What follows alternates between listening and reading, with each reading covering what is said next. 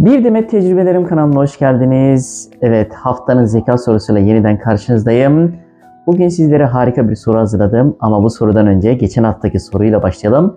Şöyle fotoğrafta gösterdim. Geçen hafta sorduğum soruda karanlık, soğuk bir odadaydınız ve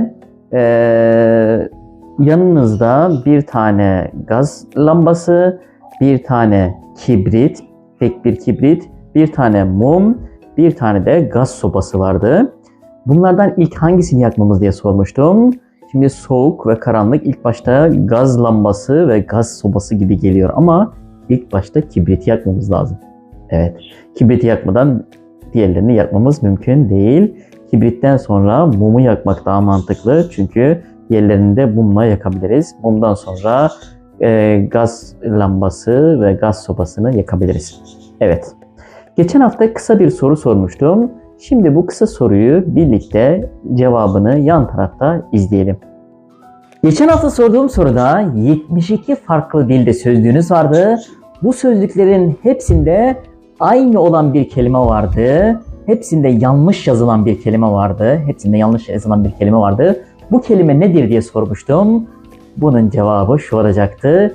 72 farklı sözlükte yanlış yazılan sözcük, kelime yanlıştır. Evet, yanlış kelimesi bütün sözlüklerde yanlış olarak yazılır. İyi günler. Bu sorunun linkini ve geçen haftaki sorunun linkini videonun sonunda bulabilirsiniz. Bu haftanın sorusuna gelelim. Güzel bir soru hazırladım. Evet, yan tarafta fotoğrafları var. Sorumuz geliyor. Simsiyah bir araba var ve bu araba yoluna devam ediyor şoförüyle birlikte.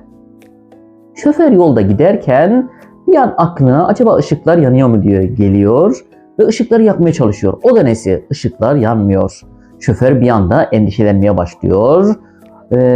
İşler ters gitmeye başlayınca terslikler üst üste geliyor. O da nesi? Yolun tam ortasında kör, sağır ve siyah giyinmiş bir adam.